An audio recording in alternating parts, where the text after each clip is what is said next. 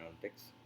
This course is for everyone, whether you are a finance manager, general manager, operations manager, or any executive who wants to understand revenue in their company.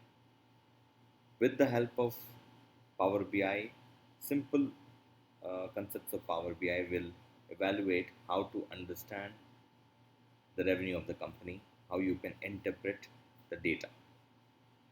If you are a decision maker and you want to understand whether the revenue is increasing, whether it is decreasing, what are the key reasons behind it, what are the top customers, what are the top products, etc. etc. All these questions can be answered with the help of Power BI using the simple concepts of Power BI.